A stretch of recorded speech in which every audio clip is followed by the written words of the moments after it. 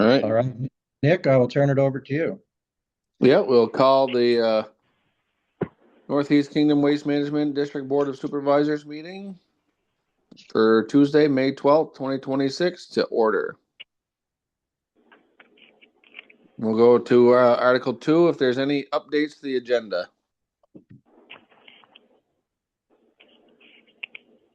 Hearing none, we'll go right into Article 3, the approval of the minutes of the April 14th, 2026 meeting.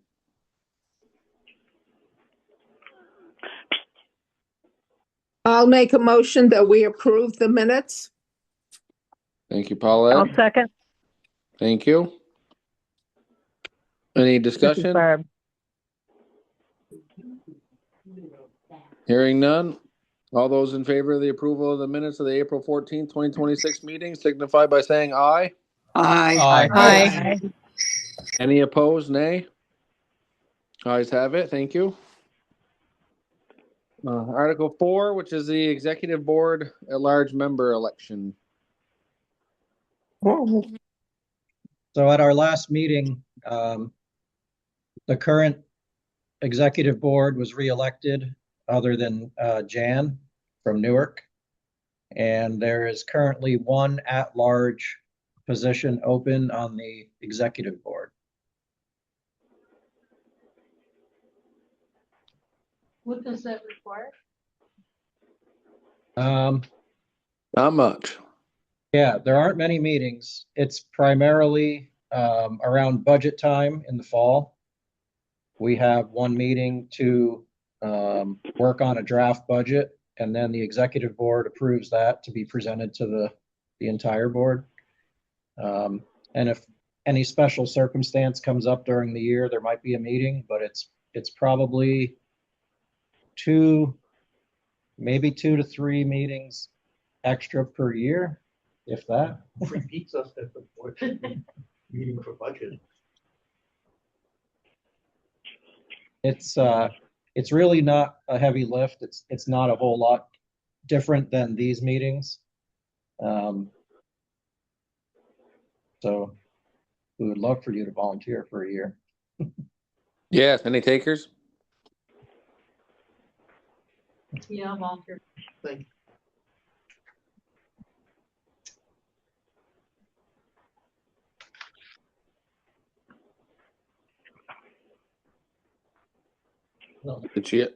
Did she offer, Chris? Yes. Yeah. Maybe just state your name and town, just so we're. My name is Janice Halpin of Newark, Vermont.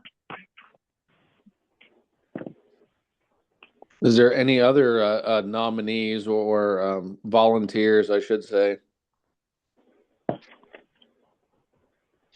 on, Carl. You look depressed. Oh. You have that on meal? If there isn't any, I don't know. Somebody could make a motion to approve her as the at-large member. I'll make a motion to approve Should it. have, I guess. What? Should have, I guess. Is there a second? Second, yeah. Thank you. Any discussion? Perfect. All those in favor of electing, and I couldn't hear because she was too far away. I know she was from Newark. Yeah, Janice Halpin. Janice, okay. As the at-large member on the executive board, signify by saying aye. Aye. Aye. Any opposed, nay? Ayes have it. Thank you. Article 5, which is the newspaper of record and the meeting time. I believe right now is still the Cal Rec is the newspaper of record, and I believe our time is still set at 6:30 p.m. On the second Tuesday of every month. Correct.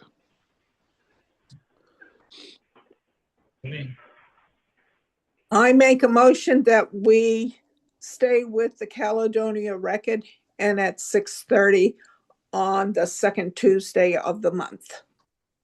Thank you, Paulette. Is there a second? Second. Thank you. Any other discussion?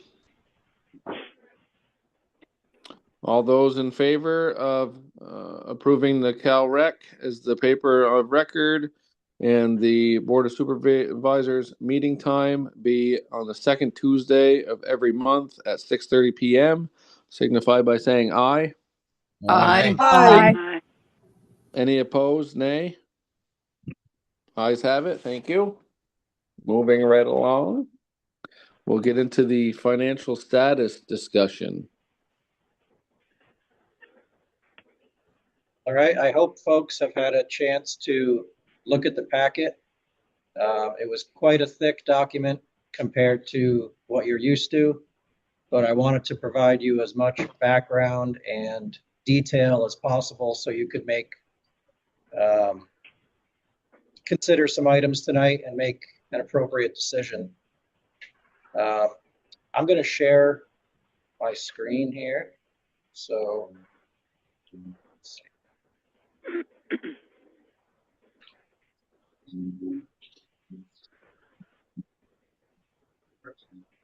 Can people see that? Yep. Yep. Can you see it better? Yes. With the full board get together.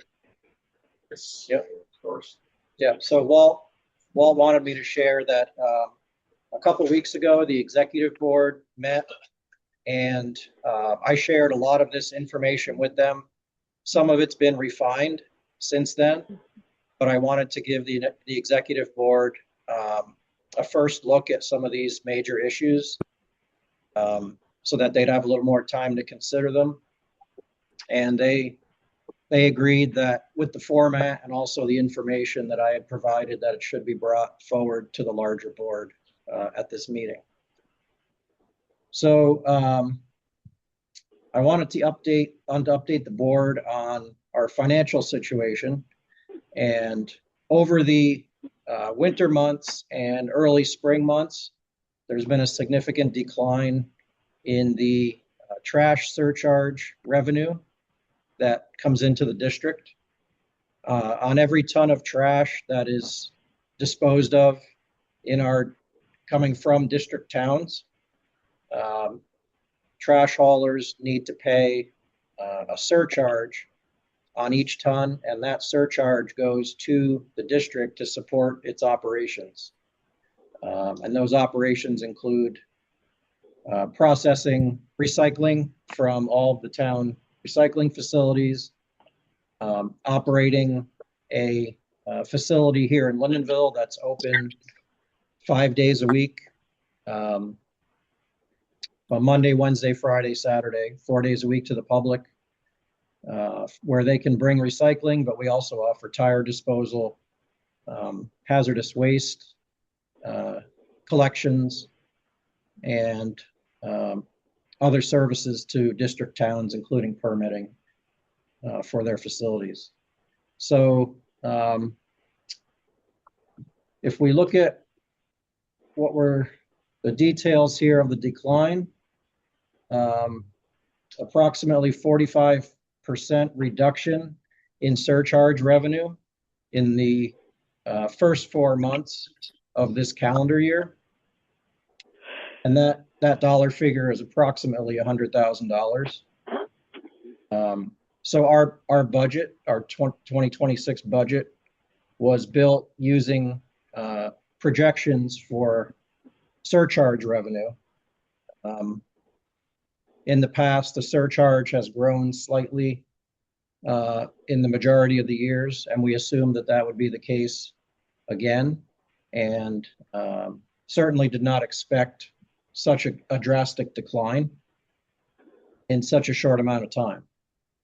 So as I mentioned, nearly half the money has come in as compared to 2025. In addition, there was a decline in the number of recyclables that came to our facility.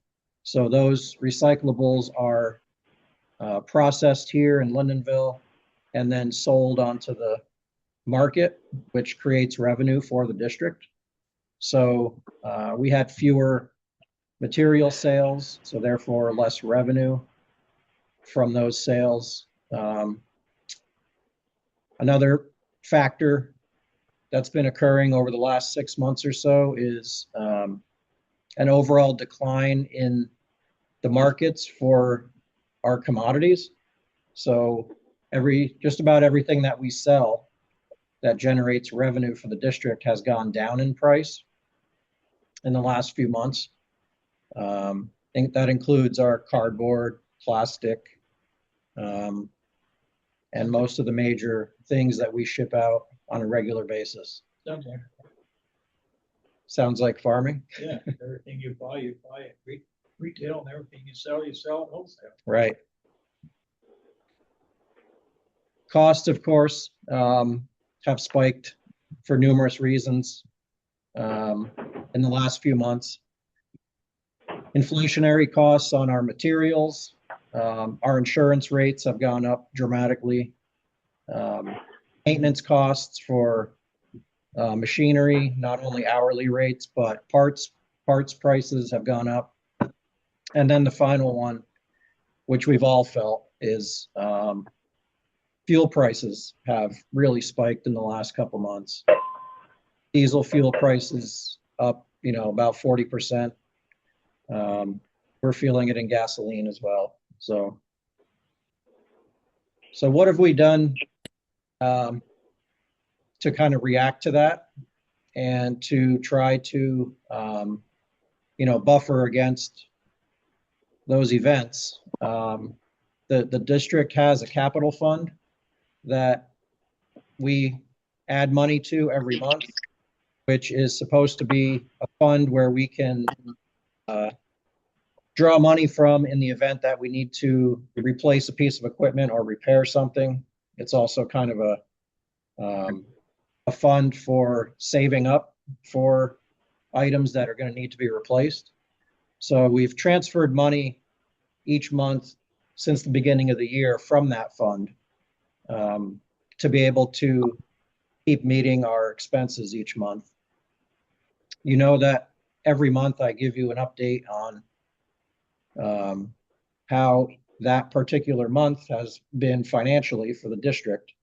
And we've been losing money every month since late last year. So we have had to backfill with capital funds to make all of our payments.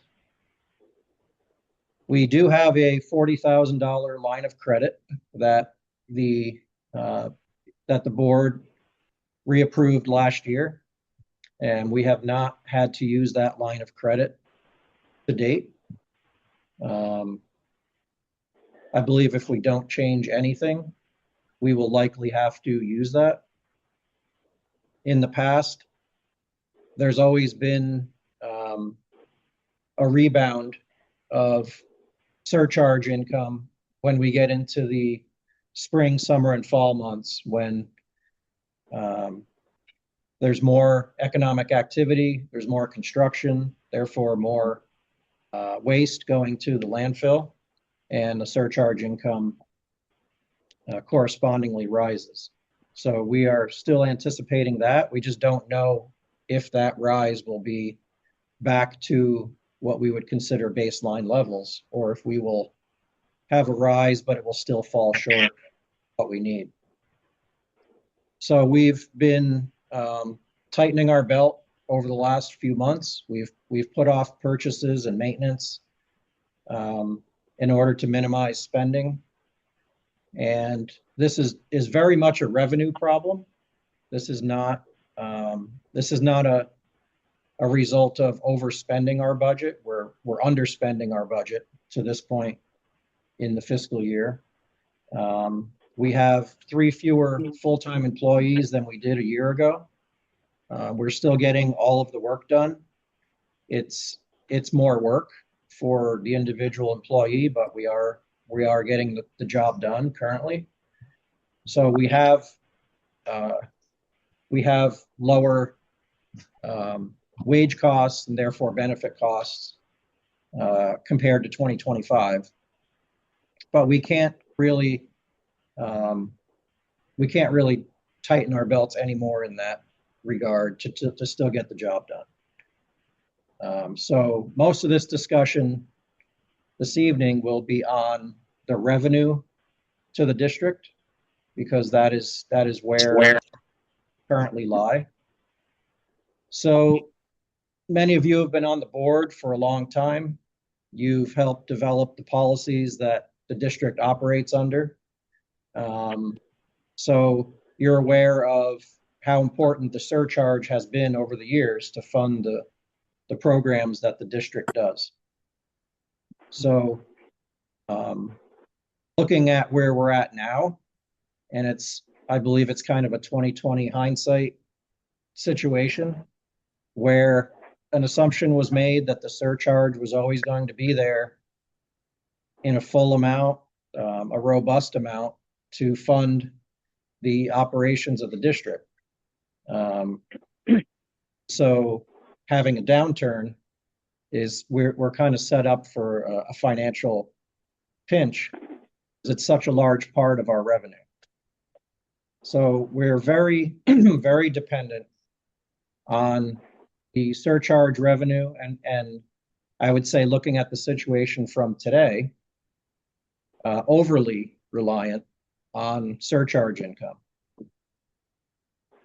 This graph here shows where the district gets its revenues to operate. Trash surcharge is currently 2/3 of our revenue. We do get some state grants, 9%. I'd like to say that those state grants are very reliable sources of income, but they have not changed the amount that we get over quite a few years, so that those dollars go not as far every year. So, for example, our SWIP grant, which funds outreach to businesses and schools, it funds our basic recycling programs, some HH household hazardous programs. That number has been at around 70,000 per year, but inflation eats at that number every year. If the number, it's like if you never got a raise and 5 or 10 years down the line, you wonder, why is my budget so bad? So, Wise man says, if you're standing still, you are going beyond. yeah. So the grants are consistent. They're predictable, but they've been declining in value every year, not so much dollar figure, but value every year. The sale of recyclables has that's taken a significant dip over the last few years, just because the value of commodities is so low. So even though processing recycling materials and selling them takes up most of the man hours of what we do here, it's a very small amount of how we generate revenue. Next one is 6% of our revenue comes from picking up recyclables from the town facilities. We have a stop fee that we charge every time we pick up. That number hasn't been changed, I think, in a couple of years at least, even though our costs to do that, such as labor and fuel, of course, have increased. The per capita revenue, that revenue is $1.16 on every person in the district town. So it's a per capita rate. So that money strictly is used for providing health care to our employees. So we feel like we are proud that we offer health care to our employees, and we think it helps us retain good people, and we'd like to continue that and not really eat into that and use that money for any other use other than that. So the other revenue is some of the things we've discussed here. We do get some revenue from taking in tires, but there's also an expense to do that.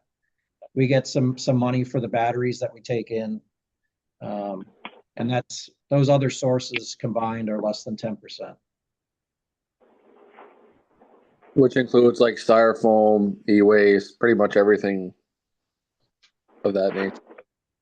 Yeah, I mean, the styrofoam and e-waste, would be under sale of recyclables. I think some of those are. And some of them are, yeah, some of them are under other. Yeah. So the way we operate is the majority of services that we offer to the public have always been for free. And when surcharge income is strong, then you are able to do that because you have the surcharge paying for, basically paying instead of the resident or the town paying for that service. So that model is not currently working because our expenses to do the programs are outpacing our income at this point. So if we want to continue to offer the same level of service to people, then we need to pay for those programs, and those costs need to be borne either by the district, by residents directly, or by the municipalities. And again, just to summarize, why we're at where we're at is, part of our mission, of course, is increasing the rate of recycling, but also reducing the amount of trash going to the landfill. When we reduce the amount of trash, that does cut into revenue. So it's kind of an oxymoron and an odd situation where achieving our mission leaves us underfunded to do the programs that we think are critical and that people expect. Marcus had his hand up.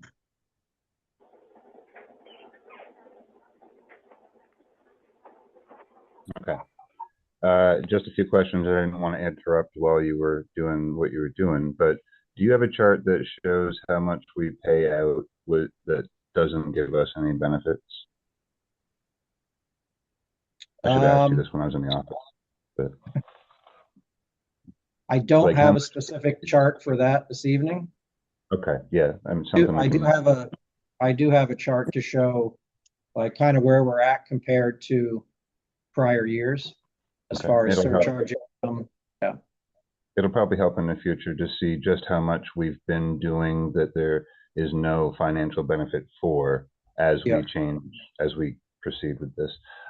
Yep. And I actually do have some specific examples that I'm going to go through. Okay. And then another one for pickups.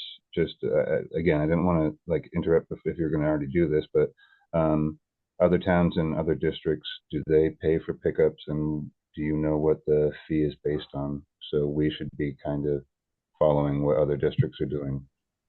Right. So we're about the only district that does where the district actually does the pickups. Well, it's kind of true, but so what do the towns in those other districts pay for like single stream pickup? Right. See, that's basically. Yeah, they're doing a different process. They're having a commercial hauler pick up their recycling. There's a cost there. The cost is still there. Yeah, there's a significant cost. Yeah, maybe we can just try to get on board with that too for our pickup costs, but not really like take too much from towns, but just, what I mean? I'll talk to you in the office about it anyway. Sorry to interrupt. It's all right. No, Good but question. I can answer some of that too. I mean, so it's contracted.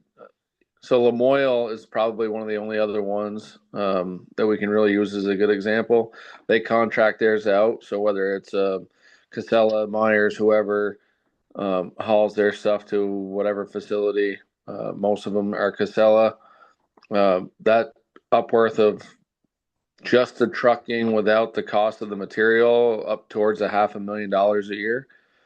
And then the district usually figures out the cost with Casella directly. So that's kind of a hidden, they usually pay a lesser rate than other people because they're the district. But yeah, it's a totally different. It is the same get what you're saying, Marcus, but it is different on the way that we do it compared to what they would have to do it.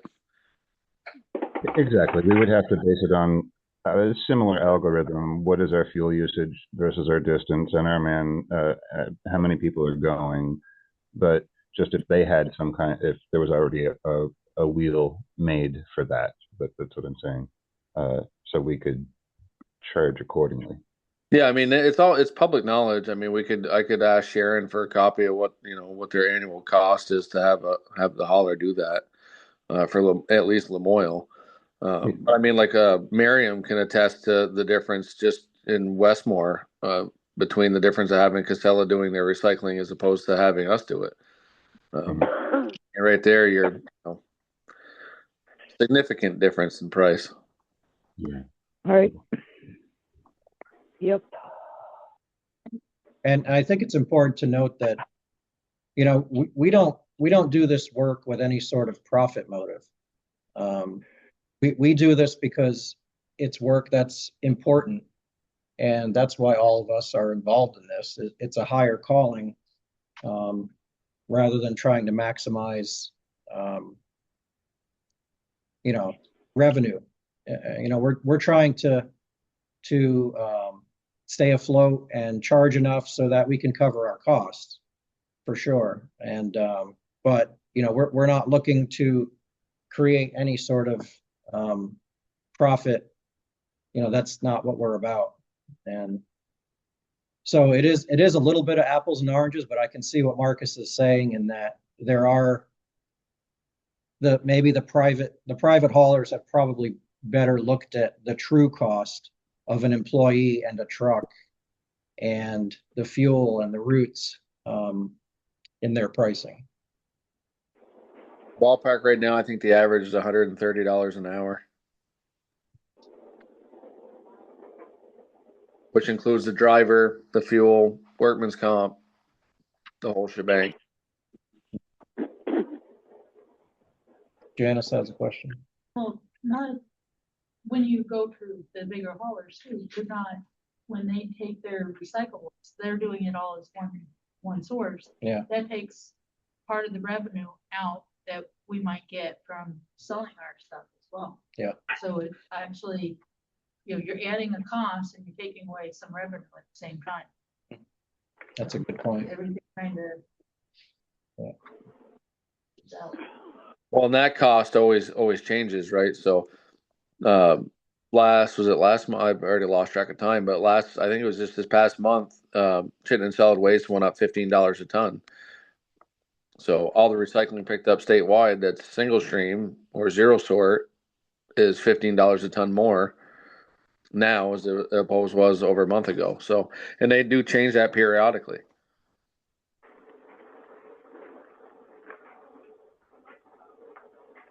So the current way that the district does its finances, and I think this is kind of historic as well. We haven't really been able to build up enough funds to buffer against changes in the surcharge. So when this trash surcharge is 2/3 of your budget, it would make sense to have significant or adequate reserve funds to buffer against a downturn, so you could weather that storm, whether it be for a few months or part of a year. But the district doesn't have that, and so it's a more immediate need to address the downturn. Got about issues. First of all, it's winter.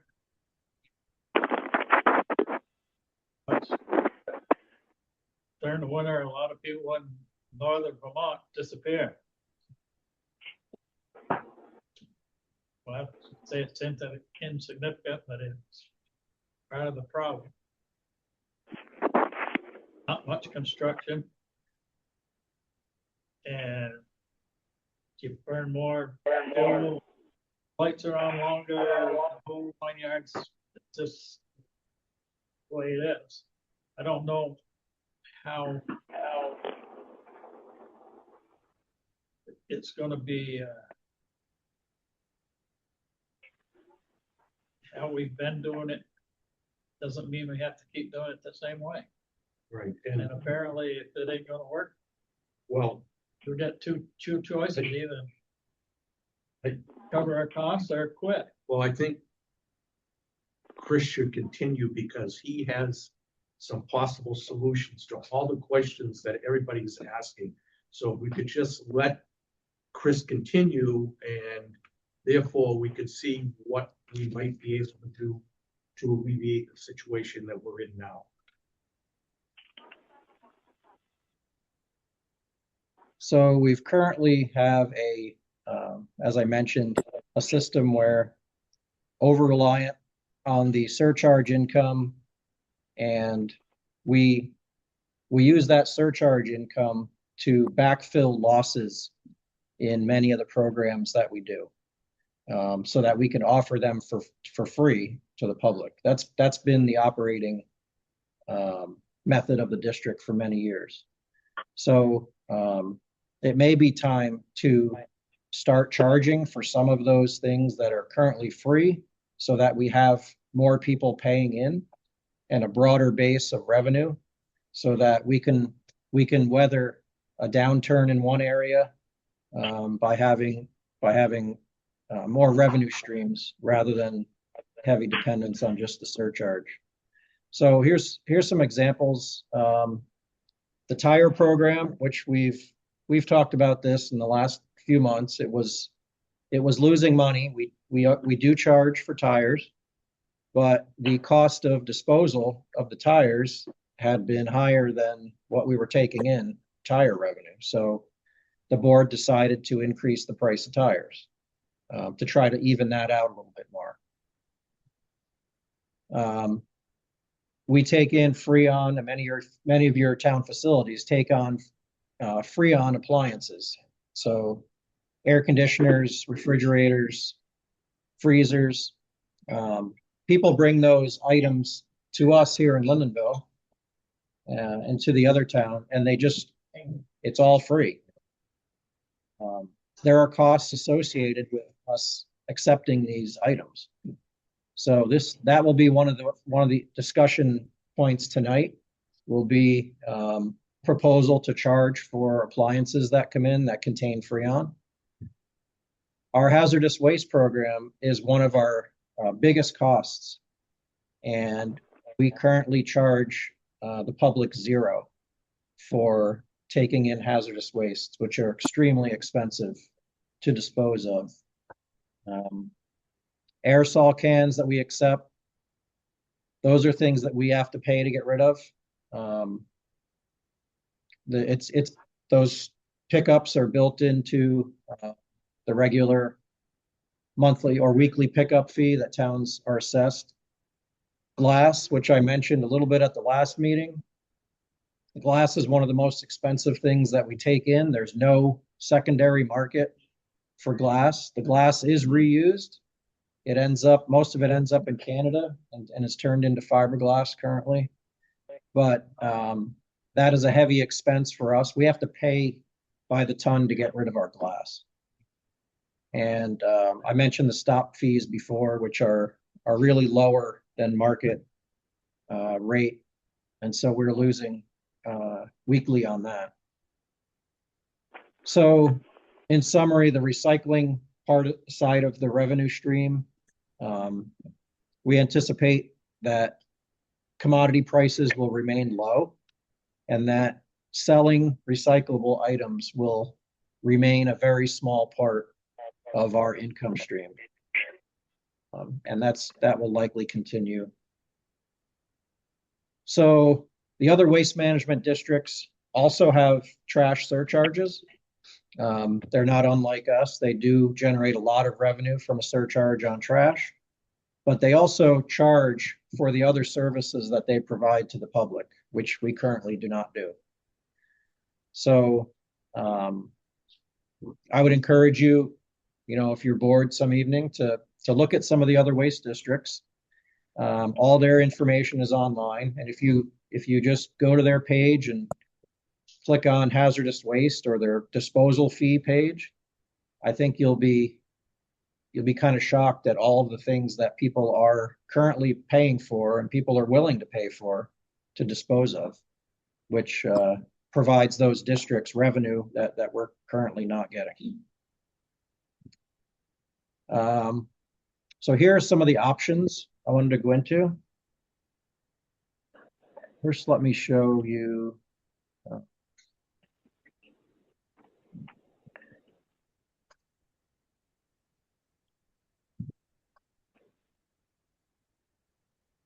So this is from 2020 to 2026. And if you look at column B right here, you can see, especially since 2022 onward, this is what we would expect for surcharge income from I don't think you changed the screen. I'm sorry. Yeah, it's not shared. It's still on the pie chart. Okay. Screen sharing. Let's see.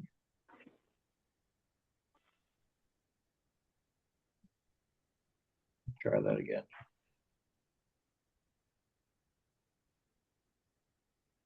Yeah, I wonder if it's a connection issue. It's not.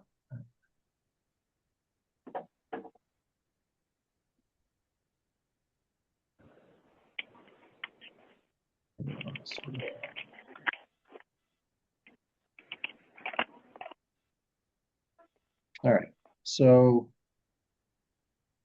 I've written here some options for increasing revenue. Not seeing. Can you see this right now? No, No. What are you seeing? the pie chart. Pie chart. Pie chart.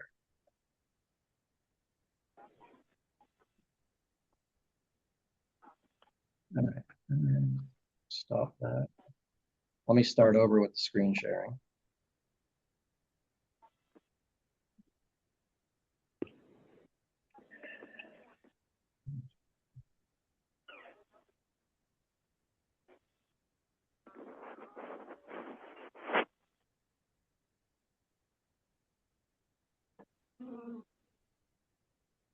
All right, can you see that spreadsheet?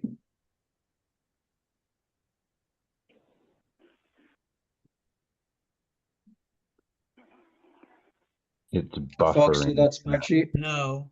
It's buffering.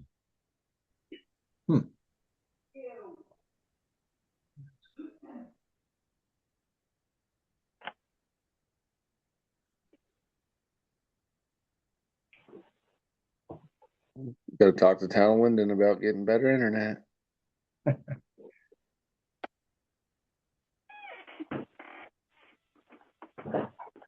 Are you still seeing a pie chart? No. Yeah, it's black screen. It said you started screen sharing and it's literally buffering. Yeah, we're just waiting. All right. It says double click to enter full screen mode. Only thing. Let's see here.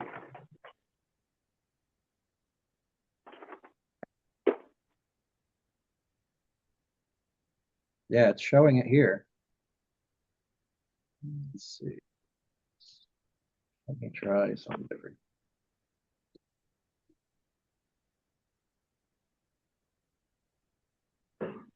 Chris, I've just been following you on your notes that you sent out.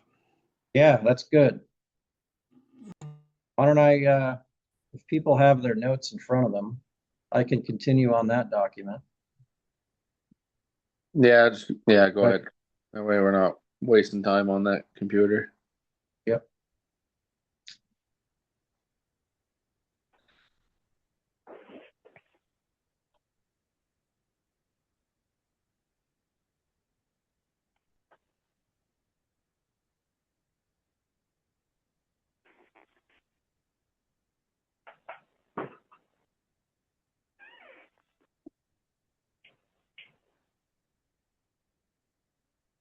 Transfer.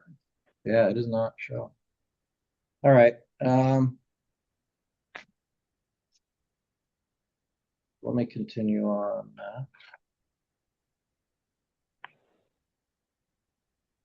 So the current fees for stops picking up at each town facility, current fees are $55 per stop for a town recycling center and $37 for schools. The school pickups are much shorter, so they're priced accordingly. We are proposing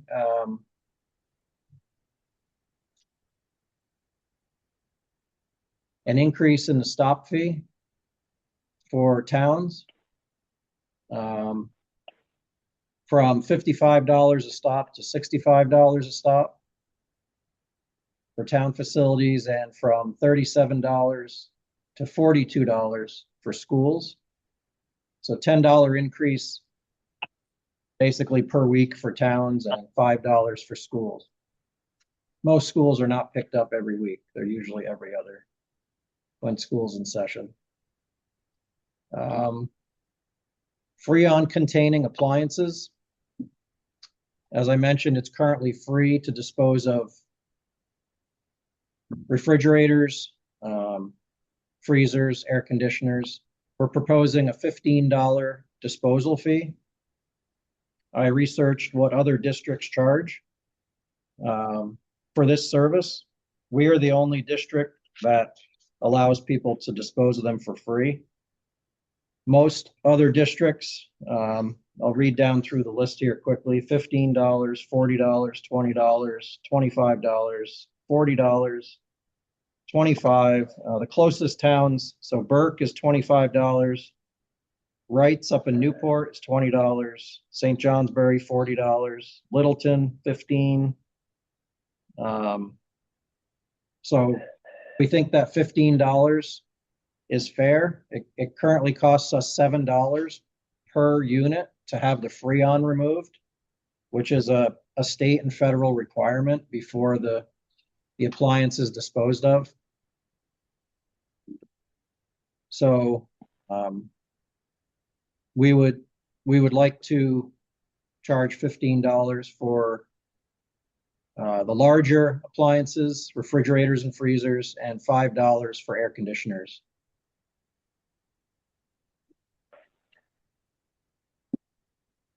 Do we want to talk about these individually before we move on from each of them? How do you want to do it, Nick? I guess it's. I mean, I would just, it's going to be hard for everybody to take it all in. I mean, obviously all these changes are necessary. I mean, if everybody's comfortable, I mean, we can probably just vote on the whole slate of increases. If you want to go through them one more time in case anybody didn't catch it all. Well, there were some larger ones with the bulky day events and household hazardous waste events, which are very expensive. We could leave those separate and do all the other ones in one. Okay, we could do the smaller ones, which would be the stop fees, Freon, appliance fees. Currently, we're charging $11.50 per tote for compost that we pick up. That is the exact price that Clouds Path Farm charges us to get that compost picked up here at the Lindenville facility. So it's kind of just a pass-through cost. I'd like to tack a buck onto that, which would allow for us to save up when we need to buy new compost toters. We will have the money to do that. So that'd be $12.50 each instead of $11.50 each.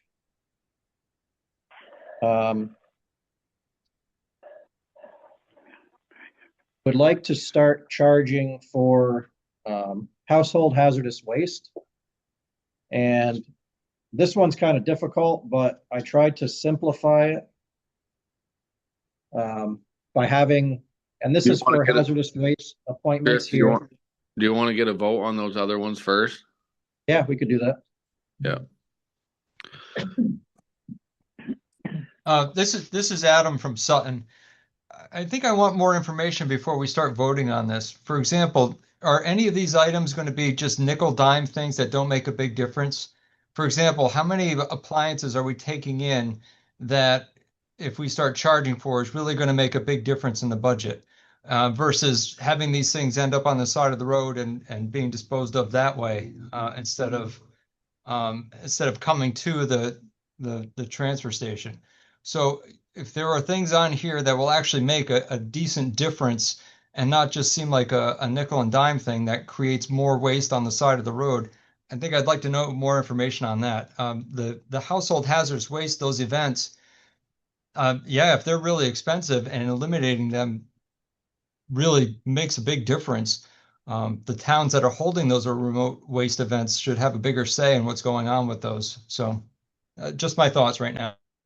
I had a question. I have about 65, maybe a little bit more, refrigerators and freezers and air conditioners that were supposed to be drained last fall, and that didn't happen. Is this change? Would that change mean that we'd now be charged for those 65 or whatever freezers that I have now? Yeah, we currently have a backlog here as well, waiting for the one guy in the area that we are able to have come do this. We're waiting on him as well, and he's the one that charges $7 per appliance. But So I since guess- this happened last year, would we have to pay for it this time, $15 each one? I guess that would be part of the. I mean, those.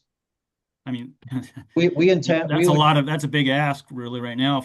I mean, with 65 of them at $15 a pop, that's kind of pretty extreme to. Yeah, we would here at the Lindenville facility. We would plan on, if this gets approved, charging going forward to new appliances coming in. But I guess that's something the board would have to, vote on whether, I know the Rygate, I think also has refrigerators and freezers. I don't think. Yeah. The public. Yeah, I guess Dawn's increasing this because many people come in and say, really, I think that some of this stuff should be have a charge on. Yeah, I mean, most people when they come here, at least especially for the first time, they're shocked that they can leave a large something here for free. I think the towns that already have collected these appliances should not have to pay for them, but everything going forward, we should be paying for it. And that would be fine. And I think that would be up to each individual town getting a count as of now. So if whatever town has 60 or 65, okay, then they have a credit for 65, appliances for Freon appliances. But other than that, that's where it's going to stop. Because at the end of the day, it's not nickel and diming. This is make it or break it. I mean, you take 60 units, that's $900 and something. That's somebody's paycheck at the district for the week. Some of them are more than their paycheck for the week. Yeah. So this is not nickel and diming anything. This is, whether or not we're going to be able to afford to continue as a district going forward. It's dire. It's not something that we take light. Ken? That is what Yeah. Sorry. I'd like to go back to the comment was made a few minutes ago, Chris. I see your statements here that we have a huge problem. What is the view on how we're going to solve a huge problem? I think maybe we're talking here about little things. Is there a big picture of how we're going to solve this really big problem we have? Well, Ken, this is the step forward to solve that big problem. That's why the executive board met to go over these things. Each little thing that we're talking about contributes to the whole total picture of getting us solvent and getting us back on track. You can't look at every little thing and say, oh, it's a minuscule thing, it's nothing much. We're doing what we can to bring the district forward. We can't make huge leaps and bounds. So you've got to start someplace. And again, not all the things have been discussed yet of how we're going to create our revenue. And that's why we need to continue forward on discussing what we're going to do. What we're doing now is stopping and discussing every little thing. And you need to look at the total picture of everything rather than each individual thing. I agree. That's what I think we need to have here. Has the executive board looked at, add up all the changes you're proposing? Will it balance us out so we can stay solvent? Well, and that's what we did, Ken. And before I get to Marcus, these are the things that we have to do now. That there's not a choice in. These are the steps forward that we have to do. And then I would feel good about having this on the agenda every month and staying on top of this until we get into a place where we know, okay, everything's working, it's paying for itself. We have a little bit of extra revenue. So and trying to get a buffer. I think it's not something that we're just going to vote on now and it's going to go away for 6 months to a year. We're probably going to be talking about this until, we can see the tonnage rates come up for the on the trash and help. Summer's coming, so hopefully we're going to have a little bit higher influx of the surcharge, but that's all stuff that we have to wait and look for. So we're just trying to do something now that's going to cover the cost of things that are going to be coming in, especially as we get into the busy season. Marcus? What was the original question we were working on? We're trying to go through the small things. Is that what we were doing? Small things first and then get to the big ones later? Oh, yes. Yeah, we're going to try to pass, vote on small, the free on, the stop fee, and one other thing. Right. So my one point is, I think, what was the raise in the compost tote fee? Is that like 50 cents? It was $1 per tote. Does that cover the cost of our people handling those totes? Probably not. Yeah, I mean, those people, the drivers are already at the stop. So the tote is one more thing that they pick up.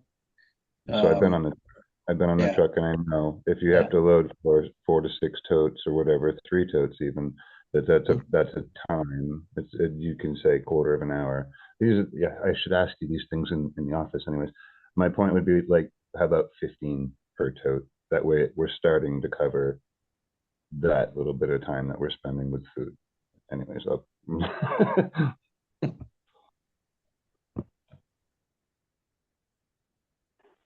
So yeah, someone had mentioned, what are the big swings that we need to take to make up, that amount of revenue loss. And, there's very few bullets that we can fire here. There are small ones like we're discussing. The surcharge is always the biggest. That's been the go-to in the past. There's very few revenue sources outside of the surcharge that would have a large impact. And I would think the haulers should probably be involved in that discussion.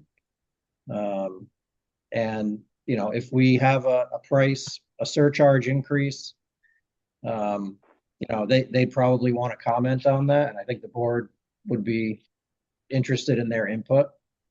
But that is the big swing. These other ones are small. I would say the hazardous waste stuff is medium in impact. But when you're already at 2/3 of your income from the surcharge, it's going to take a while to transition to other revenue sources. You're not going to be able to make it up starting first of July, it's gonna be better. I mean, it'd be better, but not, you can't transfer it Right. that fast.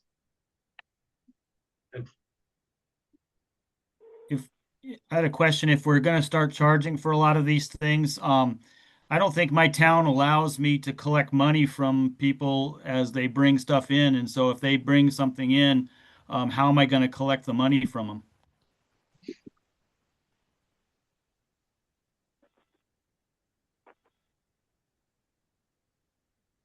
Well, that's a good question too. Are we going to have to stop? Some places might have to stop providing all the services. You know, if you don't have somebody there. Well, another way that it could be done is that when we get the bill for the Freon removal, then we'll know how many units were processed, and that could be billed directly to the town. It wouldn't have to go through. Yes, but how does the town, how does the town collect the money from those people? Right. I mean, they bring it in on a Saturday. Mhm. Most towns clerks aren't available on a Saturday. Right. Well, it's part of the whole general fee that the town will pay. It's not for that particular amount. If you have a barrel of a certain material, the town pays a set price for that barrel, not for an individual items that go into the barrel. But how do we pass that savings on? How do we pass that cost on to the person bringing the item? it's not passed on to the person bringing the item because it is something that it's a service the town is providing for the whole town, not for individual people. So therefore, the town pays for that total amount, and that's part of going to be the tax bill. So you're not charging individual people. There'll be no collection of money at any transfer station. Well, that's not entirely true, Walter, because that'll probably happen. If a town chose to do it that way. Right. Well, Yeah. this is Rich Nolan. That way that the consumer, the person using the service would be the person paying for it and not all taxpayers, which is what some towns might want to do. I have a question for Bruce. How do the residents pay for their trash? Do they pay? We have stickers. Yeah. Now, couldn't you use those stickers in multiples of $5 or whatever they are to get your $15 collected, like 3 stickers from the individual who's bringing his refrigerator? Then you wouldn't have to collect $15 in cash, but he'd be paying it to the town in effect because he has to buy 3 new stickers. Yeah, I mean it is a possibility, but if you have like something that's gonna, cost, they don't have the access to the stickers, on a Saturday. I'm just, if they needed more stickers, I don't know. I mean, it just seems problematic. But anyways, go on with the items, I guess. Marcus. I was just going to say, let's figure out how many towns collect them and where the problems would be, and then we'll figure out the solution so we can keep going. Agreed.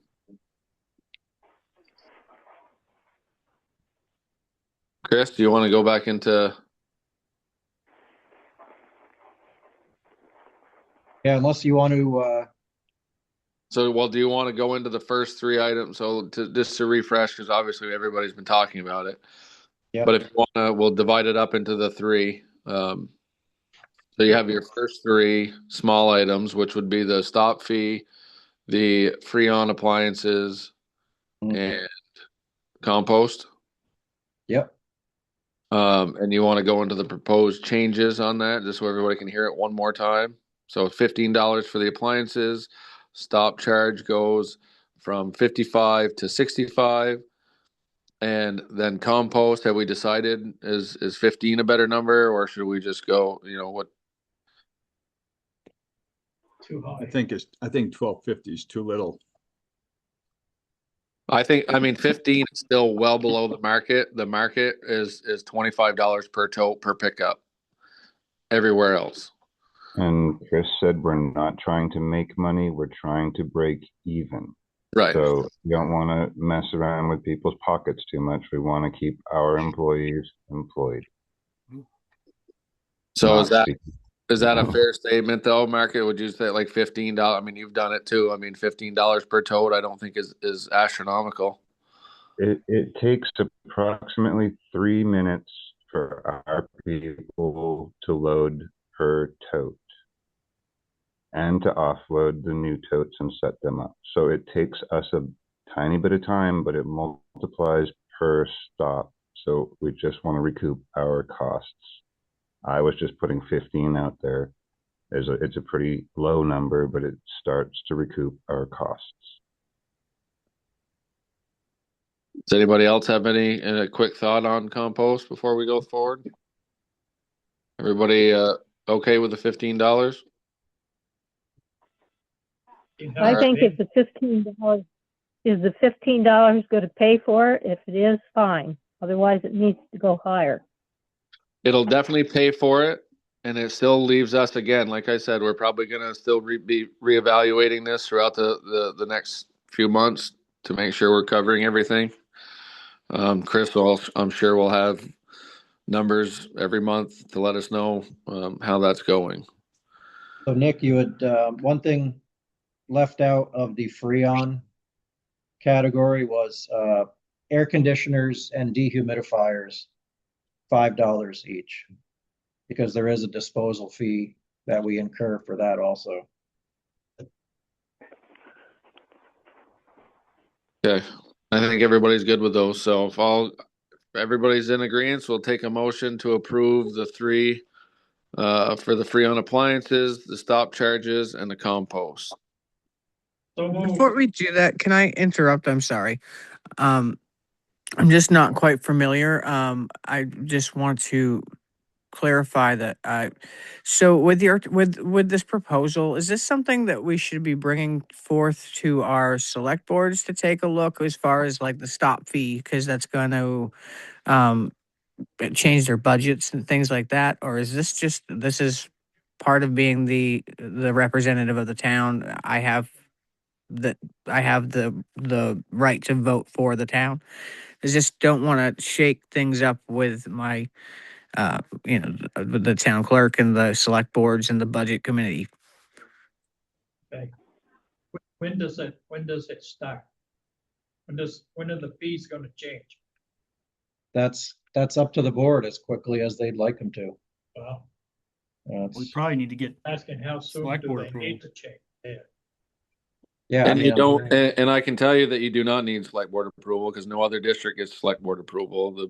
This is all done at their meetings. It's cost analysis throughout what the district provides for the towns. The towns have agreed to be a member of the waste management district for these services that are provided. Now, again, I mean, they can say, well, we don't want to take these items. So the towns that have that are taking them now, they can say, well, we're not going to take them anymore then if that's that, if they feel like it. But I mean, at the end of the day, these are all directly linked to costs that we have to incur for the district, which is the same as what the towns are going to incur. So towns deal with this every day. I deal with my select board all the time.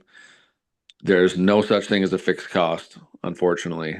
Everybody knows that. So the $10 per stop fee is built right into the general fund already. There's not probably going to be one town, I would say, that was probably going to have anything to say about it other than, it's just cost of doing business, unfortunately. Market, another question. How many supervisors are concerned about this? And if there are a fair number of them, should we draft a letter that they can carry to their town boards to show them what might be coming down the pipeline? Adam from Sutton is concerned about it. Amber from Peachum is concerned about it. And again, I would say that it's probably, going to have adequate, Chris is going to put this together, probably send it to obviously every town clerk as say like a June 1st or July 1st, whatever we, obviously the sooner the better, for a start point. Chris? So I think some supervisors, I guess Adam can confirm, you're concerned that you may not have the authority to incur additional costs on the town without select board input or approval. Yeah, I think that's some of my concern, but I don't feel like that and I apologize to everyone for this, that I'm ready to really make a decision on this without knowing a little bit more. And yeah, I really think I should take it to my select board and just see what their feedback is going to be. And we're 4 months into the fiscal year, and suddenly this seems like a big change, and maybe it isn't. But and that's why I didn't mean nickel and dime as being arbitrary. If we bring in 1,000 appliances a year, yeah, that makes a big difference. But if it's a minimal number, and I don't want this to be a moving target either.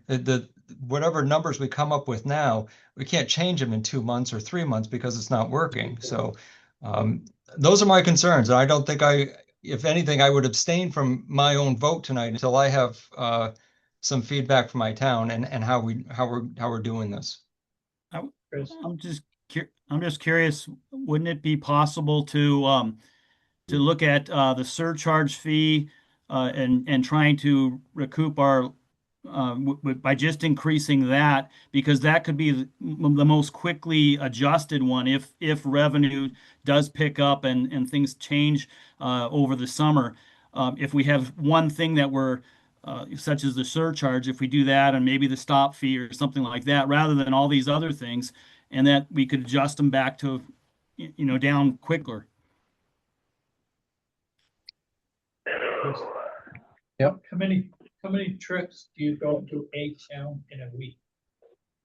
The vast majority of the towns we go to once a week. So it'll be one stop charge per week. And then, so Rygate is two trucks per week currently, but the vast majority are one.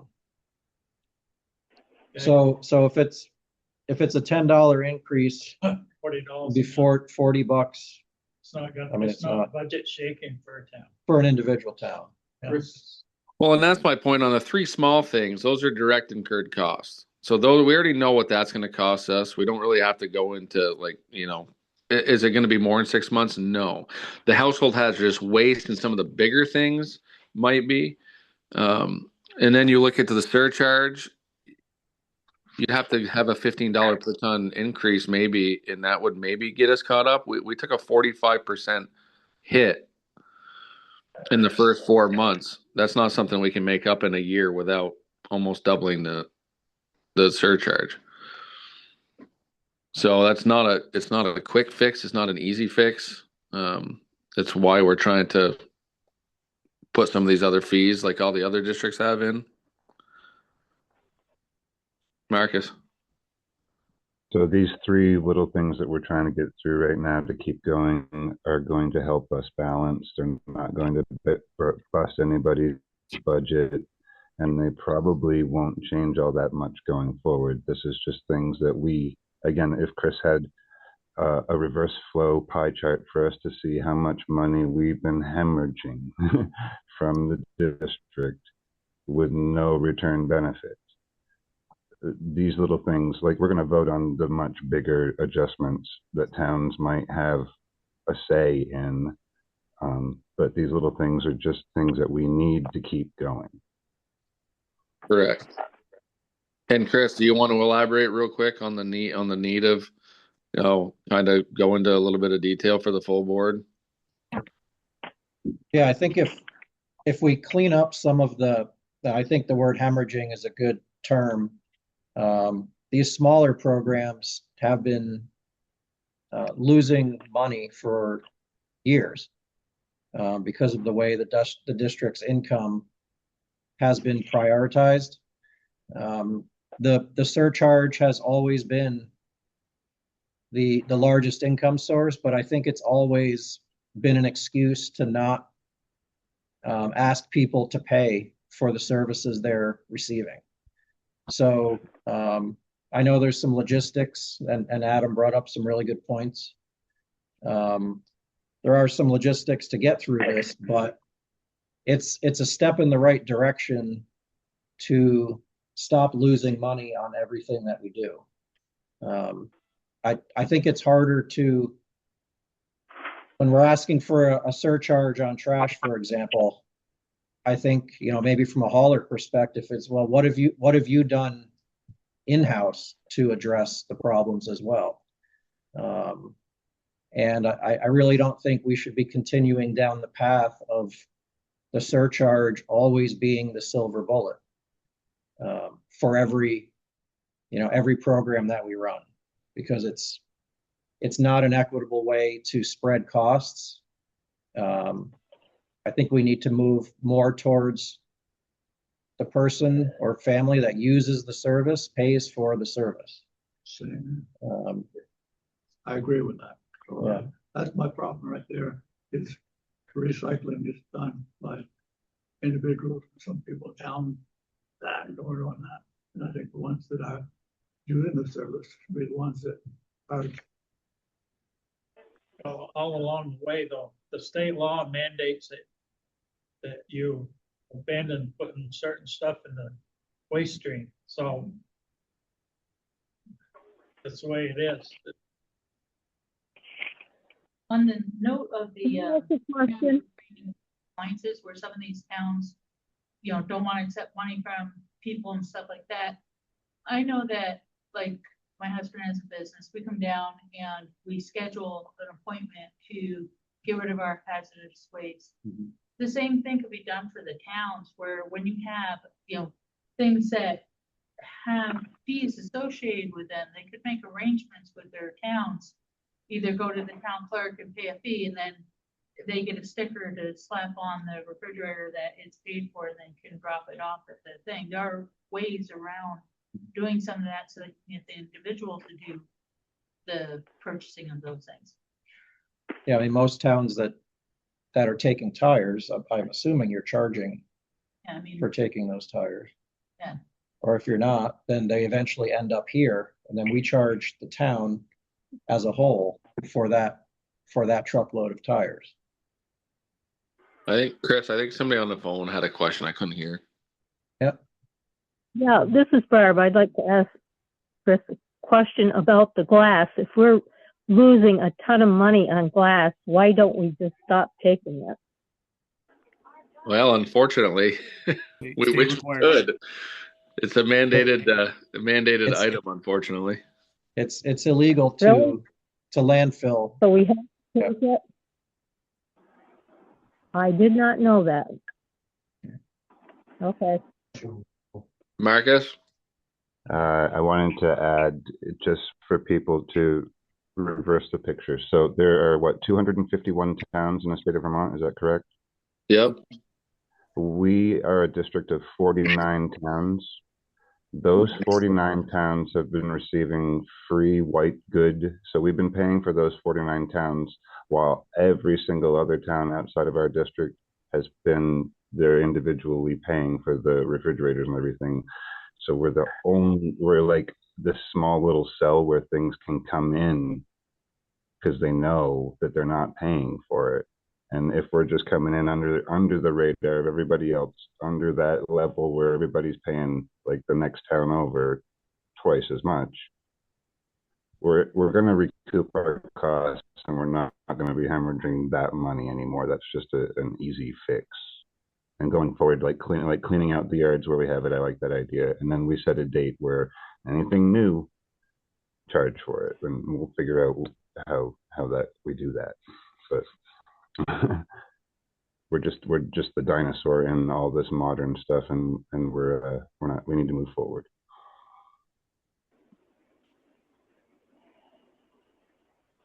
And I don't know that, Chris, even if we get this passed and we vote on these 3 items, obviously within a few days, you can probably get a letter out to each and every town clerk, and then allow towns to have a little bit of feedback. I'm sure they'll all have at least one, if not 2. They'll probably have at least 1 meeting before we can implement it. Any district resident can also bring their appliances here and pay the $15 directly. We don't just serve Lindenville. We have people from all over the district that come down here to dispose of items. Does anybody else have any questions on the? This is Rick Stadola in Waterford. As far as the towns, whether they would complain about the $10 increase in the pickup fee, they are seeing far bigger increases fueling their diesel graders and trucks. And $10 is minor compared to what they've paid in extra fuel costs. So the fact, and any other business that relies on diesel trucks has also raised their rates just in the last 2 months. And so it will come as no surprise to the town that we have to raise our pickup fee because we have diesel trucks. So that should not be something we have to ask their permission for. And the other thing is on the $15, whether that's a hardship for the person disposing of the refrigerator, they're going out and buying $700 to $1,000 for a new refrigerator. And $15 extra to dispose of the old one is a minor part of their whole calculation. And like Marcus said, all the other towns, the people have been paying that without any complaint. So that's such a minor amount considering what they paid for their new refrigerator. That's it. Thank you, Rick. Anybody else have anything?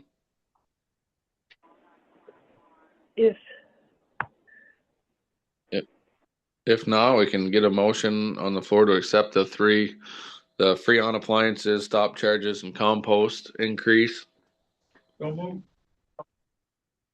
You already have that motion. No, I think we went back into discussions. I don't think it got moved, but I don't think anybody seconded it, Ken. Just like now. I'll second that. All right, now we have a second. Now, is there any more discussion on the motion, which is to approve the increase for pricing to $15 for Freon appliances, $5 for dehumidifiers and air conditioners. Stop charges are going up $10 per stop, and compost at $15 per tote per pickup. $5 for the school, Nick. What did I miss that one, Walter? What was it? Yeah, for the school, it's going up $5. Oh, yes. And for the school stop fee, that's going up $5. Yeah, Perfect. I have a problem with outright recycling and Reagan. Hold on. Let's.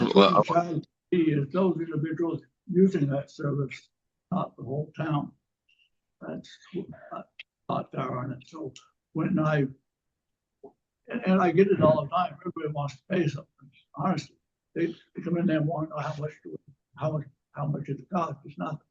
Well, I think more people be glad to pay something toward what services is. On the spot right there, but of course, again, then I'm the operator and a lot of other stuff too. So that's what I'd like to see happen is right there when you're collecting the money for whatever it is for a refrigeration unit, then it'll be $15 or whatever. And hey, you don't see anybody complaining about that at all. That's again, I should be the one that is. Not everybody's using that service in town. So those people that are using it should be the ones that pay. Perfect. We have a vote going on now, and we cannot be discussing things because the vote is supposed to go through now. We can discuss things later. Correct. Thank you, Aaron. Or Fran, sorry. So all those in favor of the motion on the floor, which is the update again on the Freon appliances, $15, $5 for AC and Dehumidifiers, stop charges going up 10 for towns, 5 for schools, compost at $15 a tote. Please signify by saying aye. Aye. Any opposed? Nay. Nay. Nay. Nay. Nay. Ayes have it. Thank you. Chris will be getting the letters out to the towns, obviously ASAP, and then we'll just further discuss. I mean, do we want to put a start date in? We don't need that in the same, obviously, that motion already carried, but do we want to put a start date in for, I mean, how dire is it? Do we need it for June 1st, July 1st? Most towns' fiscal year starts July 1st. Why not start then? I think most towns are January 1. What fiscal years? I would say that it needs to be June 1st. I will do that too. June 1st. I would like to ask those that made this last vote, what would be better for them to go back to their boards June 1st or July 1st? Really on you, Chris, whether, I mean, you know the numbers better than anybody. Yeah, again, this is one of those small in the lower tier items as far as revenue generation, but I think it needed to happen. It would probably be best for the towns to receive the letter prior to them, you know, having a cost impact. That way they can see the reasoning behind the increase. And I can get that letter out this week. And that'll give them 2 weeks. So even if we did a June 1st, like, yeah, I assume most boards are meeting twice a month or something, or, I mean, I would prefer June 1, but I also understand that there's some supervisors that feel it's important to have their, you know, select board feedback and input. I mean, I would hope in 2 weeks they could get back to you. Yeah. I mean, we don't have to vote on it. We can just tentatively say we're planning on a June 1st start date, and then see what you hear. This is Gina from the town of Norton, and we only meet once a month, and we just had our meeting tonight before this meeting. So sending a letter June 1st would not help my town at all. Just saying.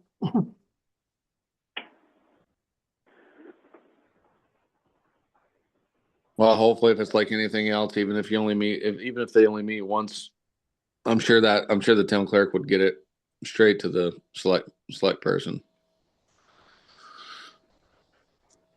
Yeah, Marcus? and I would add at the district office, we've received numerous letters from our vendors, you know, implementing fuel surcharges for a lot of the items that we get delivered.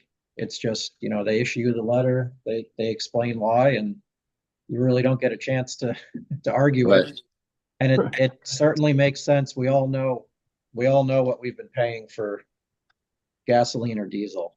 And those are costs that most companies just can't eat those costs any longer because they're so dramatic and have gone up so quick. I would say in the letter that you send out to the towns, make it a tentative June 1st as the increase. Marcus? So how about since we voted for it, we're going to let Chris send the letter out, and then we get our responses so that the next meeting that we have together, we can discuss what those responses were and say if we're fully implementing it or it's already been implemented or how it's going. I mean, I know there's more on our agenda to move on to. So Chris will get the letters out, and then we can discuss it the next meeting. Well, the next meeting's June, so. Well, I mean, there's nothing, I mean, I can also update the board we have all your emails, and I don't have to wait till the next meeting to give you information. So if we do get, you know, a significant amount of input, I can share that. That's not a problem. But I'll plan on getting that letter out this week. Yeah, I agree. I think that's good, and we'll just plan for the June 1st and go from there. Do we want to give it a month? I mean, the hazardous waste and the other events are already scheduled. There's really nothing like we can do about that tonight anyway. Do you want to just put that on for next month's agenda, and we can kind of go over the costs and those bigger items that are going to be coming up? Nick? Would that be all right?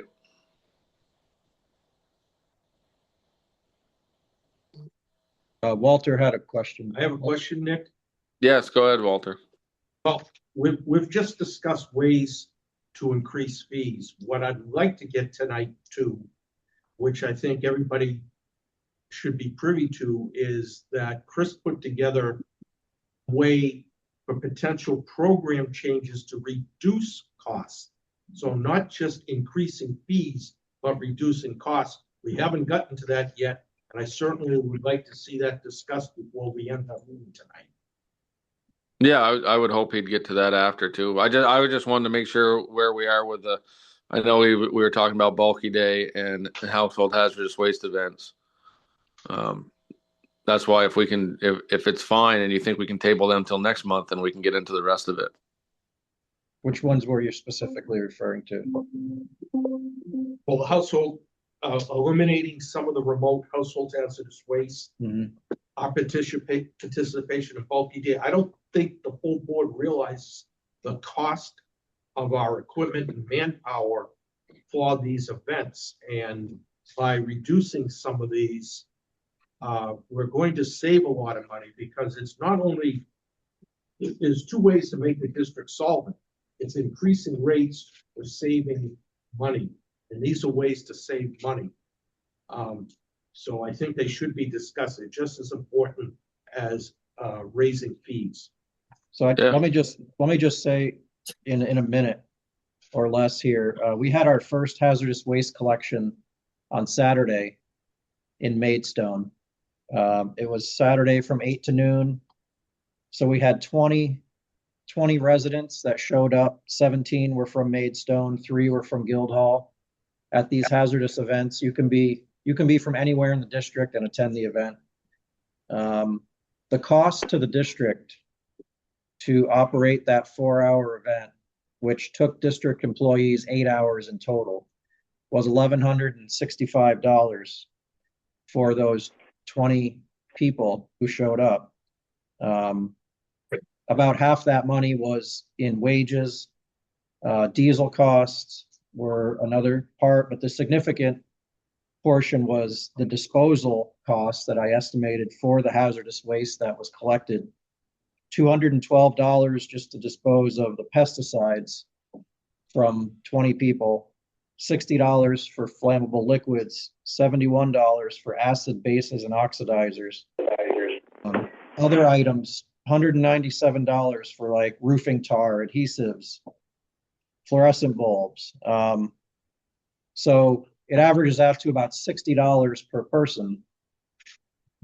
And so if you imagine that the events that we do in the larger towns like Derby, if Maidstone costs us $1,165, you know, Derby will probably be somewhere in the $7,000 to $10,000 range. And those people show up and they bring their hazardous waste and they drop it off for free and then they leave. Those are extremely expensive. And we have to pay employees overtime because they've already worked a 40-hour week. And so that Saturday is overtime for them. So there are some significant costs. The district has always had, looking at the calendar, I think an excessive number of hazardous waste events. And we also participate show up at the town bulky days. And so that's another overtime day for our employees. And so we can discuss those next month if you'd like, but I just wanted to put a bug in your ear for those events are a huge cost for our district. And the SWIP grant covers just a fraction of what the true cost is to run those. Some of the barrels, just one barrel, let me just say, for one barrel of pesticides cost us $530 to get rid of. One 55-gallon drum of flammable liquid, just old gas, old mixed gas, $240. And so the costs have gone up dramatically for us. And if we continue to do the number of programs that we're doing for completely free, it's just really not sustainable. So I think next, at the latest next month, we need to start looking at those things. We do offer walk-in service here at the district office for 5 months, May through September, 2 days a week, all day long. People can bring in hazardous waste, and that would save us. If we didn't have to do as many events, we could have our on-site staff handle those items.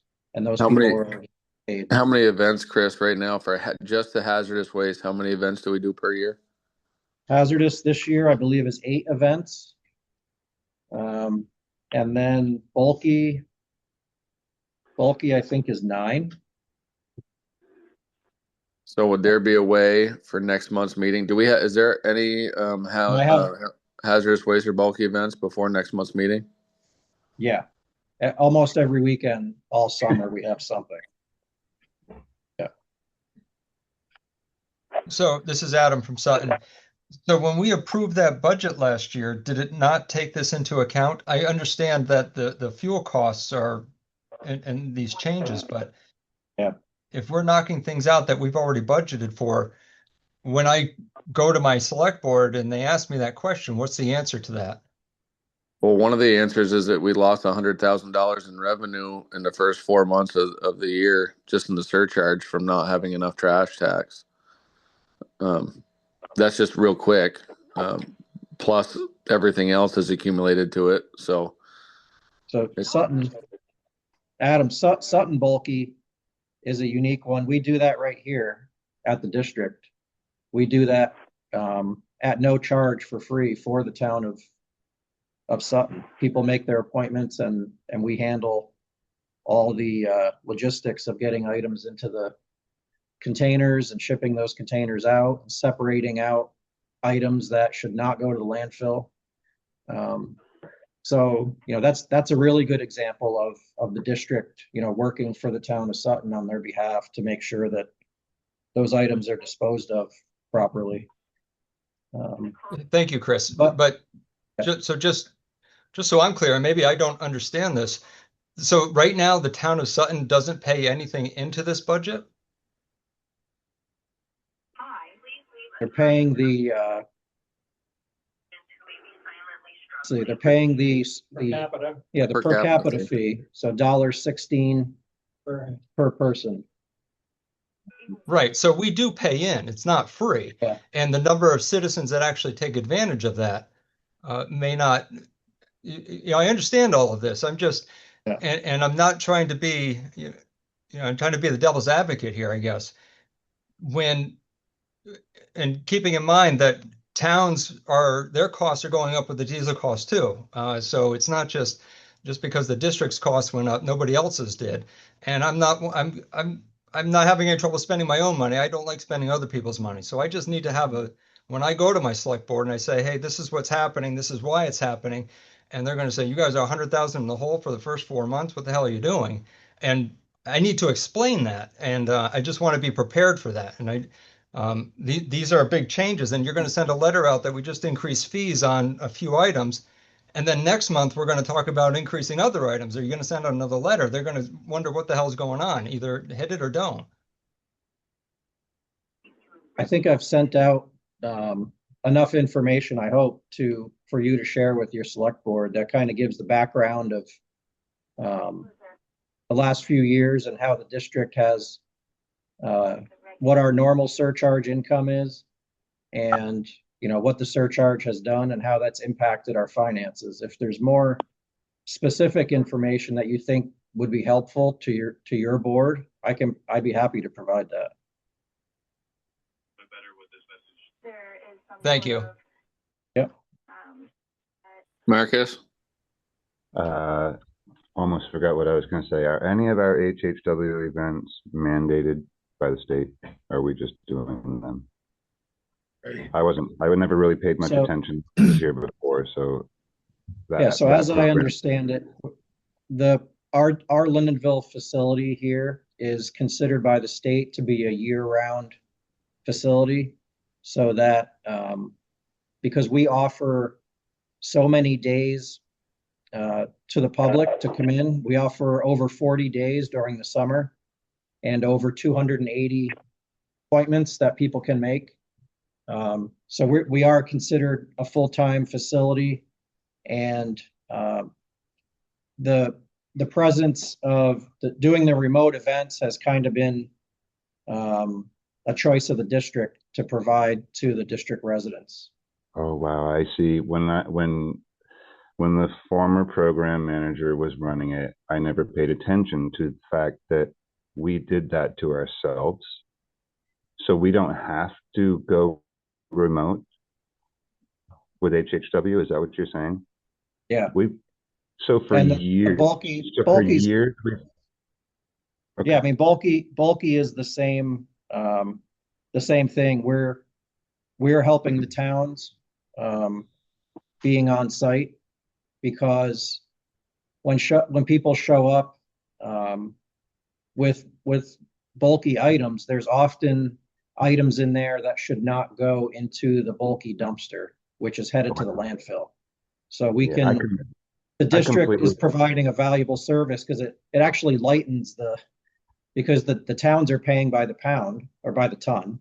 And if we can remove tires and we can remove e-waste and other common things that people think they can just show up and throw in the dumpster, it is helping towns by having those items out of the waste stream. But how many bulky days do we do that are already at facilities that take those? Yeah, but no, wait, we were on HHW, weren't we? Not bulky. Bulky, I can understand. HHW. So, not to just to keep us in one line, that's costing us huge amounts of money, and we don't have to do it. We don't. That's correct. Yeah, I mean, wow. I didn't know that. It's basically so that our district is I think the theory is our district is unique in that it's so geographically spread out. Linden does happen to be smack dab in the middle of it, but there are distant towns, that maybe folks can't get here. We could do four remote events here and still keep our men safe, our employees safe at the district. We could offer Saturdays here, as well, which people that work, they have an option. Oh wow. We got to talk more in the office, Chris. It's just this is the system that was in place, and the calendar is already kind of figured out. It's we try to skip around throughout the district and we hit just about every town every 3 years, I believe, with how the schedule is. Yeah, but again, you don't have to be. You can be in any town in the district and go. Anyone could have driven to Maidstone on Saturday. You don't have to be a Maidstone resident, but you have to be a district resident. Ken's got his hand up too. Yeah. Would it be feasible? Hold on one sec. Yeah, I think Ken was. Yeah, Ken was. Okay, I'll go ahead. On hazardous waste, though, on our end out here, I have many people who cannot afford the time to go over to Lindenville and come back during the week. They really appreciate, and they save their stuff for 3 years in order to have that service come out here. And I don't know what they will do with those materials if we stop doing remote things. Some people are looking at just financially, but I don't know what they're going to do, and I don't know what people in other districts do who don't have remote hazardous waste. I'm willing to And bet they just don't. quickly back on your bulky days, I didn't know that the district was paying for helping out towns doing that. As a town that's never had a single bulky day, somehow or other our money's being spent to help other towns have their bulky days. I guess I ought to start signing for bulky days. The district sends employees to the bulky events. Not every single one, but there's a multi-year calendar where we try to hit different areas of the district. And I think we're at most bulky events in the entire district. There's some towns that take bulky at their transfer station all the time. So, we're not there. But I believe like this weekend, is it Corinth? There's a bulky event this weekend. There's a HHW event this weekend.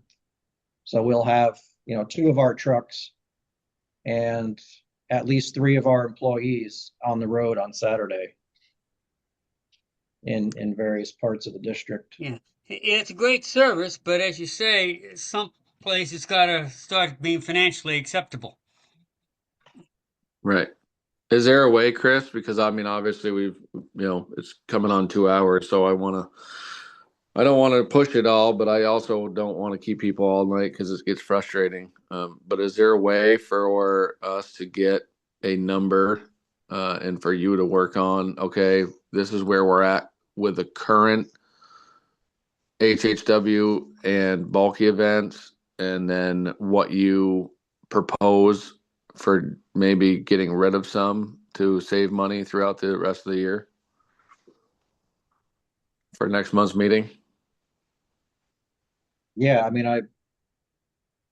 I Or believe if you have some now, I believe I supplied a cost estimate based on I did. Based on the number of employees, we have to have at least 2 just for legal requirements at a hazardous waste. We're not going to send just 1 employee. So we have at least 2. The busier events, like Derby, we have at least 4 people there.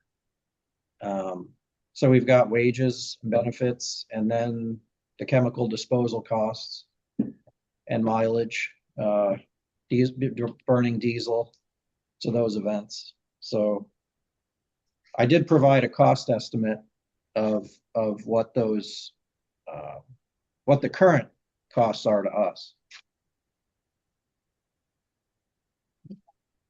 It's in the packet, so folks can look at that. I figured out what it costs us per employee and per mile to do those events. So if folks want to look at that for the discussion for next time, we can do that. One other thing, Chris, that might be helpful is if you figured out the total cost of all those HHW events and figured out how much it would cost each community, for a fee, and gauge the interest of the communities that way. Mm-hmm. Yeah, I can tell you what it would cost us to staff it and handle those hazardous wastes. The variable is how much stuff people are going to bring in, because then I wouldn't know that ahead of time, I guess. Yeah, that part would be a guess, but the rest of it, I saw where it just said you just had employee costs and per mile costs and stuff like that, but I didn't know like a per town cost, like he was just saying, like every event's going to cost us a minimum of X, whether it's bulky or whether it's HHW. Obviously, HHW is going to be more depending on how much you have to dispose of, but the cost of whatever the event is, however many miles that event is, how much that's going to cost us for every event we have, and then how much we could save by getting rid of some and having them join other events or whatever we got to do. Yeah, the cost for us to staff it and run the event, I think I've made a pretty good estimate here in the packet. And my thought would be the residents, as they bring their waste, they would cover the cost of the disposal. So that wouldn't be on the town directly. It would be on, again, using the user pays model. The person bringing the waste should pay for getting rid of the waste. And then that's not on the municipality. The municipality may want to cover our costs to do an event. So that's kind of where I was going with how I think price structure would work. The user ought to be Steve. have some. Well, hold on, sorry. The user ought to, the person that disposes of waste ought to be able, some fee of some sort. It may not cover it all, but if it would lighten the load here on this,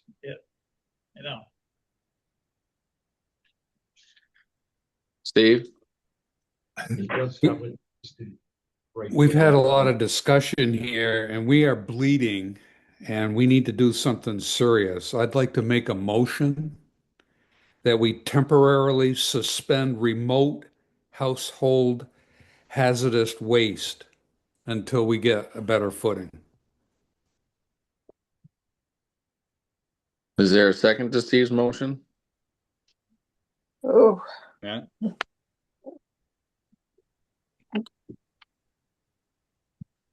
I'll second that motion, Steve. And All Nick. right. All right, Paulette, now we can go into discussion. I think it would be pretty hard because towns are already planning for it. I don't think you can really do that this year. You're gonna have to wait till next year. Because towns are already planning for it. You just can't stop it like that.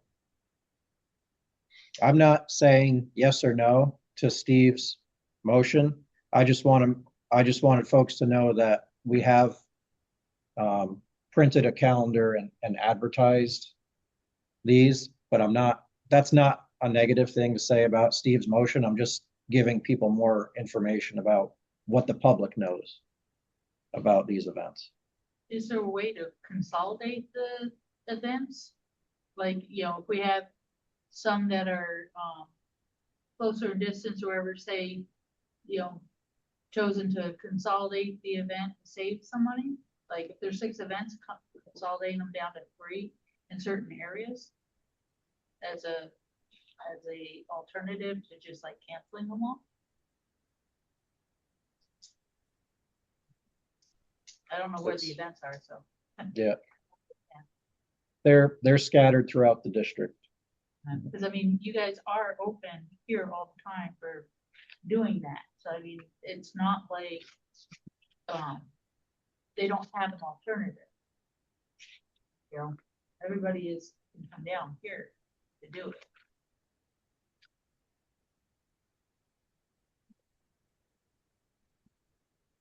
Marcus?